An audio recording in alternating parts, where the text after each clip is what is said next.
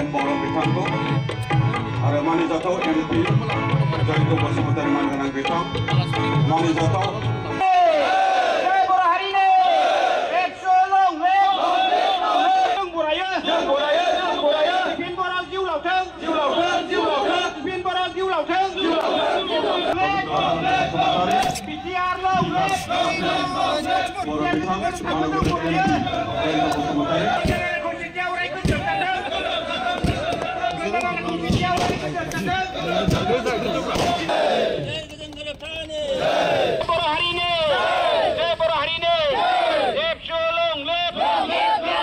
আজি বিটিআৰ চুক্তিৰ পঞ্চম বৰ্ষ এই উপলক্ষে মই সকলো বিটিআৰবাসী ৰাইজলৈ আৰু সমগ্ৰ অসমবাসী ৰাইজলৈও মোৰ শুভেচ্ছা থাকিব আৰু আশা কৰিছোঁ সকলোৰে সহযোগত বিটিআৰ উন্নয়নৰ পথত আগবাঢ়ি যাব।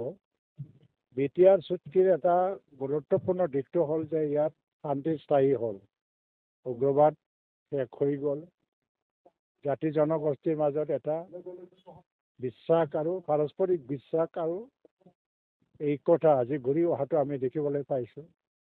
কলেজ স্কুলত যাবৰ কাৰণে ভয় কৰিব লগা নহয়। আজিকালি বজাৰত বজাৰ কৰিবলৈ বা বেপাৰ কৰিবলৈ ভয়হীনভাৱে চবেই মানে বিজনেছ কৰিব পাৰিছে। আৰু আটাইতকৈ লক্ষণীয় বিষয়টো হ'ল যে শিক্ষাৰ দিশত যথেষ্ট উন্নতি আমি দেখিবলৈ পাইছোঁ। যি অঞ্চলৰ পৰা 4-5 বছৰত কোনো ACS অফিচাৰ নোলাইছিলে, এই অঞ্চলৰ পৰা আজি এটা বছৰত 4-5 জন বা 10 জন 15 জন এনেকৈ APSC ক্লিয়াৰ কৰে আৰু 4-5 জনে নিযুক্তি পায়। ডক্টৰ ইঞ্জিনিয়াৰৰ সংখ্যা বহুত মানে আছে। আৰু আটাইতকৈ চিৰাং জিলাটো যিটো একেবাৰে তলত পৰ্যায়ত লয়েষ্ট মানে এটা ষ্টেটাছ পাইছে শিক্ষাৰ জগতত মেট্ৰিক বা হায়াৰ ছেকেণ্ডাৰী, এই চিৰাং জিলা আজি অসমৰ ভিতৰত 2টা বছৰ টপ পজিশ্যন ল'ব পাৰিছে। কাৰণ ইয়াত এতিয়া উগ্ৰবাদ নাই। উত্তৰ অঞ্চলত শিক্ষাৰ পৰিৱেশ নাছিল, আমাৰ চিৰাং জিলাৰ উত্তৰ অঞ্চলত। এই উত্তৰ অঞ্চল কিন্তু এতিয়া শিক্ষাৰ পৰিৱেশ ইমানে এটা লক্ষণীয় হৈ গ'ল যে আজি আমি ভাবিব নোৱাৰাকৈ এটা প্ৰগতি দেখিবলৈ পাইছোঁ। লগতে বিটিআৰ চুক্তিৰ কেইটামান দফা এতিয়া বাকী আছে। তেনেকৈ শোণিতপুৰ বিশ্বনাথৰ ফালে কিছুমান গাঁও আকৌ অন্তৰ্ভুক্তি হ'ব লাগে, অলৰেডি হৈ গৈছে। আৰু NDFB কেডাৰবিলাকৰ ৰিহেবিলিটেশ্যনৰ কেইজনমানৰ বাকী আছে। লগতে গভৰ্ণমেণ্ট অফ ইণ্ডিয়াই 1500 কোটি টকা যিটো আৰ্থিক পেকেজ দিছিল, তাত প্ৰজেক্ট ৱাইজত চেংচন কৰিব লগা টকাখিনি আমি সম্পূৰ্ণ পোৱা নাই এতিয়ালৈকে। কিন্তু ইয়াৰ কাৰণে আমি গভৰ্ণমেণ্টক দোষ নিদিওঁ, কাৰণ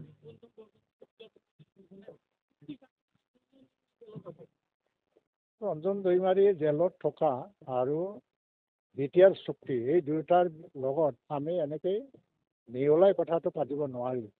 কাৰণ এইটো সুপ্ৰিম কোৰ্ট এতিয়া সুপ্ৰিম কোৰ্টৰ মেটাৰ হৈ আছে। আৰু সুপ্ৰিম কোৰ্টত ৰঞ্জন দৈমাৰীক মানে যাতে মুকলি কৰে তাৰ কাৰণে উকিল লগাই যিমান খৰচ লাগে বিটিআৰ চৰকাৰে খৰচ বহন কৰি পেলাই সুপ্ৰিম কোৰ্টত লাগি আছে।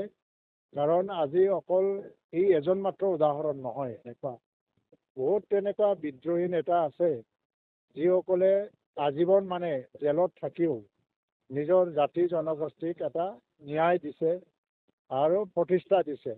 তেনে ক্ষেত্ৰত আজি ৰঞ্জন দৈমাৰী হয়তো জেলৰ পৰা ওলাই আহিব পৰা নাই, তাৰ কাৰণে আমিও দুখ লাগে। কিন্তু আমাৰ মুখ্যমন্ত্ৰীৰ লগত আমি কথা পাতিছোঁ আৰু চৰকাৰৰ তৰফৰ পৰা যিয়ে মানে উকিল হিচাপে সুপ্ৰিম কোৰ্টত কাম কৰি আছে তেওঁলোকৰ লগতো আলোচনা আমি কৰিছোঁ। কিন্তু সুপ্ৰিম কোৰ্টত কিবা কাৰণত এই লাষ্ট যিটো এটা হিয়াৰিং তাতে বেল দিয়া নাই, আকৌ নেক্সট হিয়াৰিং হ'বলৈ গৈ আছে। মই আশা কৰোঁ আমাৰ তৰফৰ পৰা যিমান সম্ভৱ আমি এইটো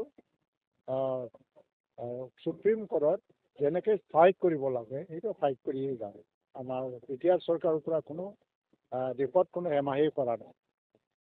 আৰু এই বিটিআৰ চুক্তিৰ দফাবিলাকৰ ক'বলৈ গ'লে 70-80% প্ৰায় সম্পূৰ্ণ হৈ গৈছে দফা ৰূপায়ণৰ ক্ষেত্ৰত। বাকীটো আমি কৰি যাম। ডক্টৰ হিমন্ত বিশ্ব শৰ্মাৰ নেতৃত্বত যি এটা সবল চৰকাৰ চলি আছে, শক্তিশালী আৰু দূৰদৰ্শী সম্পন্ন এটা চৰকাৰ চলি আছে। মই ভাবোঁ ডক্টৰ হিমন্ত বিশ্ব শৰ্মাই জীৱনৰ আদৰ্শ এটা লৈছে সমস্যা হিচাপে থাকিব দিব নালাগে। সমস্যাক আমি সমাধান কৰিব লাগে। সমাধানৰ দৃষ্টি লৈয়ে তেওঁ আগবাঢ়ি গৈ আছে। মই ভাবোঁ যে সকলো সমস্যা সমাধান। ছাত্ৰ সন্থাৰ উদ্যোগত আজি পঞ্চম বিটিআৰ শান্তি দিৱস আমি এই কাচিকটা যি খেল প্ৰাংগণ আছে ইয়াত আমি অনুষ্ঠিত কৰিছোঁ। দিনজোৰা কাৰ্যসূচীৰে পতাকা উত্তোলনৰ কাৰ্যসূচী অলৰেডি হৈ গ'ল। ইয়াৰ পিছত আমাৰ উপেন ব্ৰহ্মৰ আমি পুষ্পাঞ্জলি অৰ্পণ কৰিছোঁ। শ্বহীদসকলক আমি শ্ৰদ্ধাঞ্জলি জনাইছোঁ।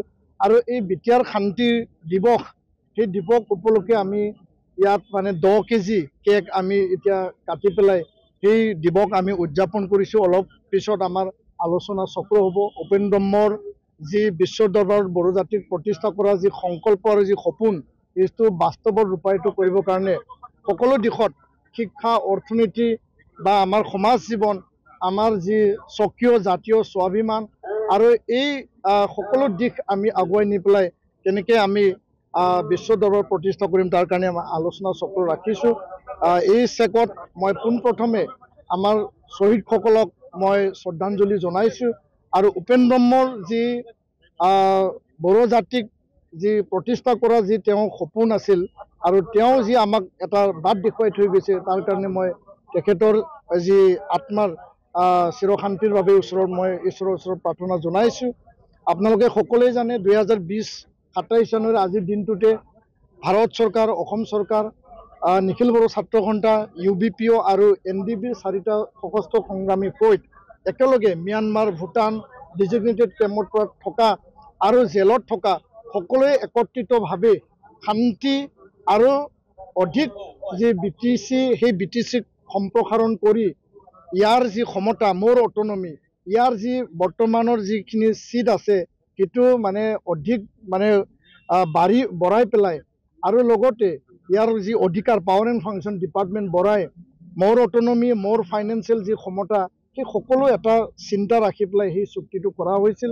আৰু বিটিআৰত বাহিৰত থকা বড়োসকলৰ কাৰণে Bodo Kachari welfare autonomous council আজি সেই চুক্তিৰ যোগেদি আমি পাবলৈ সক্ষম হৈছে। তো ইয়াৰ কাৰণে বিগত 40টা বছৰ সশস্ত্ৰ সংগ্ৰাম, নিখিল বড়ো ছাত্ৰ সন্থাৰ আন্দোলন, BLT আন্দোলন আৰু NDBৰ আন্দোলনত 5,000ৰো অধিক শ্বহীদ হৈ গ'ল। শ্বহীদৰ বিনিময়ত আমি 3টা চুক্তি পালোঁ, BAC পালোঁ, BTC পালোঁ আৰু বিটিআৰ শান্তি চুক্তি আমি পাবলৈ সক্ষম হৈছোঁ। আৰু এতিয়াৰ পৰা আমাৰ সংকল্প হ'ব যে উপেন ব্ৰহ্মৰ যি সপোন আছিল বিশ্ব দৰবাৰত যি আত্মনিয়ন্ত্ৰণৰ যি এটা আন্দোলনৰ যোগেদি আমি 3টা চুক্তি পালোঁ। এতিয়া আমি BTR 6 schedule, Bodo Kachari welfare autonomous council, Karbi আংলঙত থকা বড়োসকলৰ যি অধিকাৰৰ কথা সকলো দিশটো চালি জাৰি চাই আমি ভাষা, আমাৰ যি কলা সংস্কৃতি, ৰীতি নীতি, আমাৰ শিক্ষা, আমাৰ আৰ্থ সামাজিক সকলো দিশত আগুৱাই লৈ যাই পেলাই বড়ো জাতিক বিশ্ব দৰবাৰত প্ৰতিষ্ঠা কৰিব লাগে। আৰু যোৱা 15 আৰু 16 নৱেম্বৰত 2024 নতুন দিল্লীত বড়োলেণ্ড মহোৎসৱৰ যোগেদি প্ৰধানমন্ত্ৰীৰ উপস্থিতিত আমি সেই যি এটা আদৰ্শ সেই আদৰ্শটো ভাৰতৰ বুকুত প্ৰতিষ্ঠা কৰিবলৈ আমি সক্ষম হৈছোঁ। আৰু বিটিআৰ শান্তি চুক্তিৰ যোগেদি বিটিআৰত এতিয়া শান্তি ঘূৰি আহিছে। ইয়াত বড়ো অনাবড়োৰ কোনো এতিয়া পৰিৱেশ নাই। ইয়াত 30টা জাতীয় দল সংগঠন নিখিল বড়ো ছাত্ৰ সন্থাৰ উদ্যোগত একেলগে আমি কাম কৰি আছোঁ। ইয়াৰ ভূমি, ইয়াৰ সামাজিক, অৰ্থনৈতিক, শিক্ষা সকলো আমি সকলো জাতি জনগোষ্ঠীয়ে নিজ নিজ অধিকাৰ যাতে সাব্যস্ত কৰিব পাৰে তাৰ কাৰণে কাৰো কোনো অধিকাৰ যাতে খৰ্ব নোহোৱাকৈ সকলোৱে একত্ৰিতভাৱে শান্তিৰে আমি আগুৱাই যাব পাৰোঁ।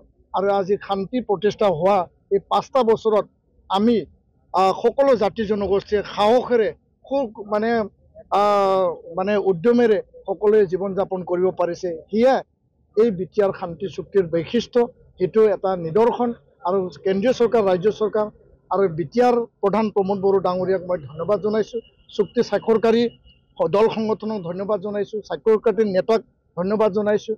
আৰু এই চেকত মই আহ্বান জনাম যে আধৰুৱা হৈ থকা যিখিনি শান্তি চুক্তিৰ দফাসমূহ যাতে আখৰে আখৰে কেন্দ্ৰীয় ৰাজ্য চৰকাৰে ৰূপায়ণ কৰে আৰু খুব দায়বদ্ধতাৰে সময় সাপেক্ষে তেওঁলোকে টাইম বাউণ্ড ইমপ্লিমেণ্টেশ্যনৰ যি কথা কৈছিল এইটো যাতে সম্পন্ন কৰে। আৰু জেলত থকা NDB ৰঞ্জন দৈমাৰী আৰু আন নেতাসকলক 60ৰ পৰা 66জন তেওঁলোকে আছে, তেওঁলোকক যাতে মুকলি আকাশত এৰি দিয়ে তাৰ কাৰণে আমি কেন্দ্ৰীয় আৰু ৰাজ্য চৰকাৰক আহ্বান জনাইছোঁ।